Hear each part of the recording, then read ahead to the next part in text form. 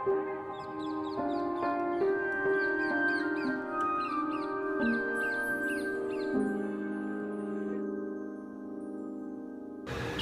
43 acre பரப்பளவில் அமைந்துள்ள சிதம்பரம் நடராஜர் கோயில் 7 நிலை கோபுரங்கள் 4ஐயும் அதன் சுற்றே அமைந்துள்ள நந்தவன பரப்பையும் அதன் வெளிப்புறத்தே அமைந்துள்ள மிகப்பெரிய மதிலையும் கொண்டு உள்ளது. முன்னொரு காலத்தில் மத்தியந்தன முனிவர் என்பவர் தில்லைக்கு அருகில் வாழ்ந்து வந்தார். அவரது மகன் கல்வி கேள்விகளில் தேர்ச்சி பெற்ற பின்னர் ஏதாவது ஒரு திருத்தலம் ஒன்றில் தங்கி இறை வழிபாடு செய்ய வேண்டும் என்று தந்தையிடம் கூறினார். மகனின் விருப்பத்தை புரிந்து கொண்ட தந்தை தில்லைக்கு செல் என்று அனுப்பி வைத்தார். தந்தை சொல்படி தில்லைக்கு சென்றார் மகன். அங்கே அழகிய தடாகமும் அதன் தெற்கு பக்கம் ஒரு சிவலிங்கமும் இருப்பதைக் கண்டு மகிழ்ச்சி அடைந்து அங்கேயே குடில் அமைத்து தங்கிவிடுகிறார். அந்த பகுதியில் உள்ள மரங்களில் மலர்களை பறித்து வந்து தினந்தோறும் சிவனுக்கு பூஜை செய்வார். காலையில் மலர்களை பறிக்கும் முன்பு வண்டுகள் எச்சில் படுத்தி விடுகின்றன எனவும் சுத்தமான மலர்களை கொண்டு சிவனுக்கு பூஜை செய்ய முடியவில்லை எனவும் அந்த முனிவர் வருந்தினார். விடியற்காலையிலே மலர்களை பறிக்க மரம் ஏறினாலோ கால்கள் வழுக்குகிறது, இருட்டிலோ வழியும் தெரியவில்லை என எண்ணி தவித்த நேரத்தில் சிவபெருமான் காட்சி தந்ததாகவும் அந்த இளைய முனிவர் இறைவனை வாழ்த்தி வணங்கி தங்களை வழிபட விடிற்காலில் மரங்களில் மழுக்காமல் ஏற புலியின் வலிமையான பாதங்களை தர வேண்டும் எனவும் வழிகளை தெரிந்து கொள்ள எச்சில் படாத மலர்களை கண்டுபிடிக்க கை கால்களில் கண்களை உண்டாக்க வேண்டும் எனவும் வேண்டி வரம் பெற்றார். அந்த முனிவர் தான் பின்னாளில் புலிக்கால் முனிவர் என்று அழைக்கப்படுகிறார். புலிக்கால் என்பது வடமொழியில் வியாக்கிரபாதர் என்ற பெயரில் அழைக்கப்படுகிறது. புலிக்கால் முனிவர் வழிபட்டதனாலே தில்லை புலியூர் என்றும் அழைக்கப்படுகிறது. மத்தியந்தன முனிவர் தனது மகனான புலிக்கால் முனிவருக்கு வசிஷ்ட முனிவரின் தங்கையை திருமணம் செய்து வைத்தார். அவர்களுக்கு உபமன்யு என்ற ஆண் குழந்தையும் பிறந்தது. அந்த குழந்தையை வசிஷ்டரின் மனைவி எடுத்து சென்று தம்மிடம் உள்ள காமதேனு என்னும் தெய்வ பசுவின் பாலை ஊட்டி வளர்த்து வந்தார். சில மாதங்கள் கழித்து புலிக்கால் முனிவரும் அவரது மனைவியும் தம்முடைய குழந்தை தம்மோடு இருக்க வேண்டும் என வசிஷ்டரின் இல்லத்தில் இருந்த குழந்தையை தம் வீட்டிற்கே மீண்டும் அழைத்துச் சென்றனர். குழந்தை உபமன்யுவுக்கு தின்பண்டங்களும் பாலும் கொடுத்தபோது அது சாப்பிடாமல் இருந்ததை கண்டு அதிர்ச்சி அடைந்தனர். காமதேனுவின் பாலை அருந்தி வளர்ந்த குழந்தை மற்ற உணவை உண்ணாமல் உமிழ்ந்து வந்தது. இதனால் வருத்தமடைந்த புலிக்கால் முனிவரும் அவரது மனைவியும் சிவபெருமான் முன் குழந்தையை கிடத்தி இறைவனிடம் மனமுருகி வேண்டவே எல்லாம் உள்ள சிவபெருமான் பார்க்கடலையே வரவழைத்து உணவாக ஊட்டினார் என்று தலபுராணம் சொல்கிறது.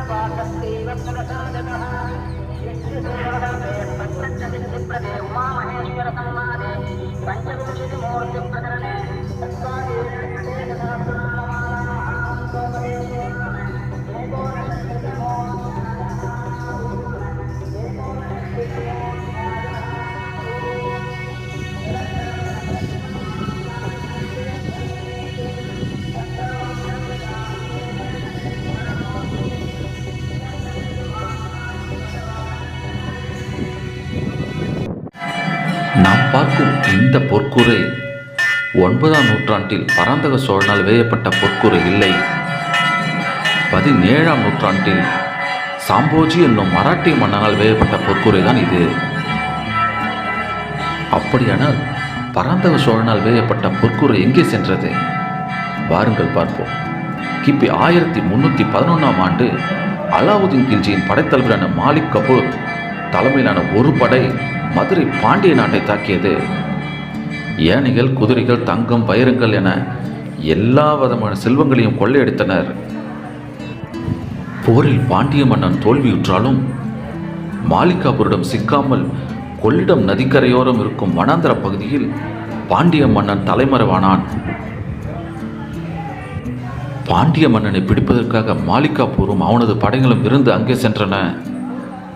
அந்த நேரத்தில் சிதம்பரத்தில் பொற்கூரை இருப்பதாகவும் அந்த தங்க கோயிலை கொள்ளையடிக்க வேண்டும் எனவும் டெல்லியில் கில்ஜியின் அரசிலிருந்து ஒரு உத்தரவு வந்தது. மாலிகாபூர் தனது படைகளை சிதம்பரம் கோயிலை நோக்கி நகர்த்தினான். சிதம்பரம் கோயிலுக்குள் நுழைந்த அவனது படை அங்கிருந்த பல்வேறுபட்ட சிலைகளையும் கட்டிடங்களையும் தகர்த்தது. பராந்தக சோழனால் வேயப்பட்ட அந்த பொற்கூரையையும் இன்னும் ஏராளமான வைரங்களையும் சோற்றில் பதித்து வைத்திருந்த மாணிக்கங்களையும் கொள்ளையடித்து சென்றனர். மேலும் இந்த போரில் 250 யானைகளையும் கைப்பற்றினான் மாலிகாபூர் என அமீர் குஸ்ரு என்னும் எழுத்தாளர் குறிப்பிடுகிறார்.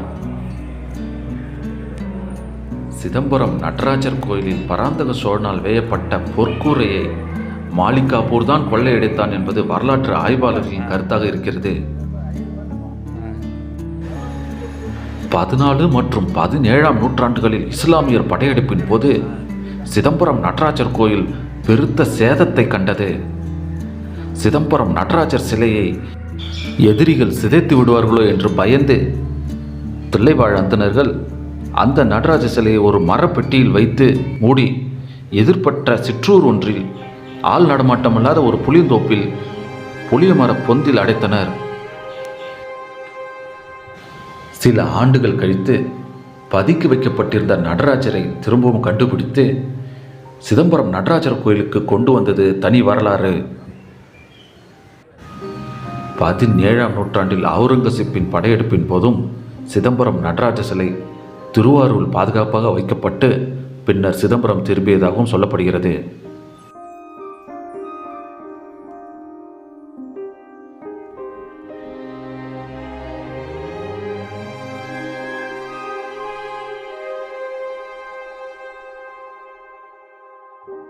இதே காலகட்டத்தில் தான் சைவ மதத்திற்கும் வைணவ மதத்திற்கும் பல சண்டை சச்சரவுகள் வந்தன.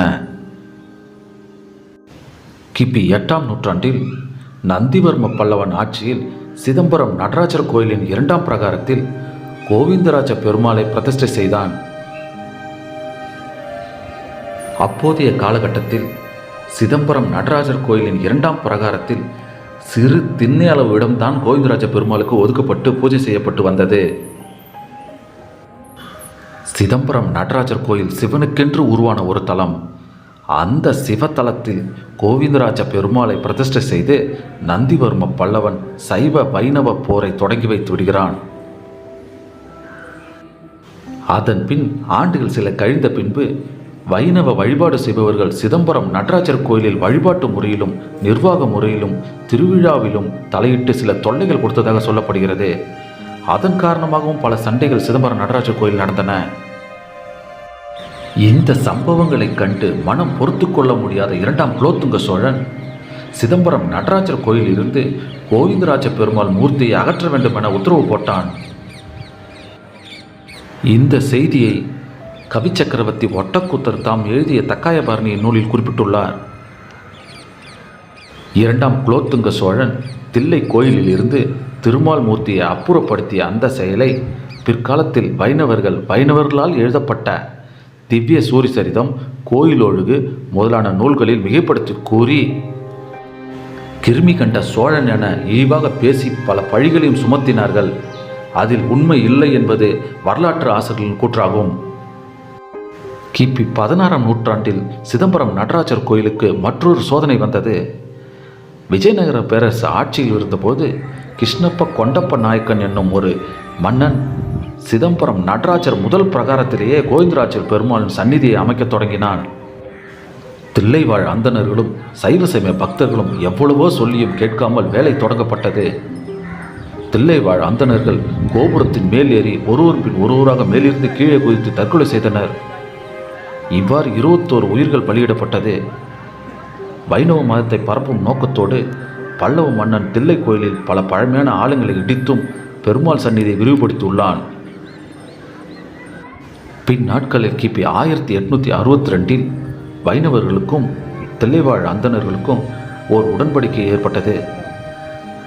அந்த உடன்படிக்கையில் தாங்கள் கோவிந்தராஜ பெருமாளுக்கு செய்து வரும் தின பூஜைகளை தவிர வேறு பிரம்மோற்சவம் நடத்துவதில்லை எனவும் தில்லையில் நடராஜ பெருமானுக்கு தொன்று தொட்டு நடைபெற்று வரும் நித்திய பூஜைகளிலும் திருவிழாக்களிலும் தாங்கள் தடையாக இருப்பதில்லை எனவும் ஒப்புக்கொண்டு உறுதி கூறியுள்ளார்கள். இந்த உறுதியின் பேரிலேயே கிபி 1867 நீதிமன்றமும் தீர்ப்பளித்துள்ளது. தில்லை பெருங்கோயில் சைவரும் வைணவர்களும் அன்பினால் ஒன்று கூடி நடராஜர் கோவிந்தராசர் என இரு பெருந்தெய்வங்களை வழிபட்டு அமைதியான சூழ்நிலையை தொடர்ந்து கடைபிடிக்க வேண்டும் என்று நீதிமன்றமும் உத்தரவிட்டுள்ளது. தில்லைவாழ் அந்தணர்கள் எனப்படும் தீட்சிதர்கள் கங்கை கரையிலிருந்து வந்தவர்கள். இவர்கள் தமிழருக்கு மட்டும் இல்லாமல் தமிழுக்கும் தீங்கு செய்தனர். தமிழை வழிபாட்டு மொழியாக ஏற்றுக்கொள்ள மறுத்தனர். சமய குறவர்களான அப்பர், திருஞான சம்பந்தர், சுந்தரர், மாணிக்கவாசகர் ஆகியோர்கள் இயற்றிய தேவார ஓலைச்சுவடிகளை சிதம்பரம் நடராஜர் கோயிலில் பூட்டி வைத்து சூழ்ச்சி செய்தனர். ராஜராஜ சோழன் தேவார பாடல்களை கேட்டு ரசித்து அந்த பாடல்களை திருமுறைகளாக தொகுக்கும் பொறுப்பை நம்பியாண்டார் நம்பியிடம் ஒப்படைத்தான். அந்த ஓலைச்சுவடுகளை கேட்டு தில்லை நகருக்கு ராஜராஜ சோழன் வந்தான். ஆணவமும் வஞ்சக எண்ணமும் கொண்ட தீட்சிதர்கள் சம்பந்தரும் அப்பரும் சுந்தரரும் வந்து கேட்டால்தான் தருவோம் என்று ராஜராஜ சோழனுக்கே போக்கு காட்டினார்கள்.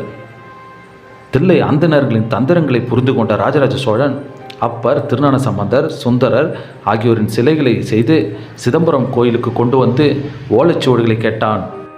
இவையெல்லாம் வெறும் சிலைகள் தான் என தீட்சிதர்கள் சொல்ல, ராஜராஜ சோழனோ நடராஜரும் சிலைதானே என சொல்லி கோவிலுக்குள் நுழைந்து ஓலைச்சுவடியில் உள்ள அறையின் கதவின் பூட்டை உடைத்து ஓலைச்சுவடிகளை கைப்பற்றினான். அதுதான் வரலாறு. ராஜராஜ சோழன் மட்டும் இல்லை என்றால் தேவார ஓலைச்சுவடிகளை கரையான் தின்றிருக்கும். கோயிலில் பாட நமக்கு பாடல்கள் இல்லாமல் போயிருக்கும். நாம் பார்க்கும் இந்த இடத்தில்தான் சிதம்பரம் நடராஜர் கோயிலின் 4 ராஜகோபுரங்களையும் பார்க்கும் ஒரு இடமாக இருக்கிறது. இதன் பக்கத்தில் தான் சிவகரை தீர்த்த குளம் உள்ளது. அதற்கு பின்பக்கம்தான் ஆயிரங்கால் மண்டபம் உள்ளது.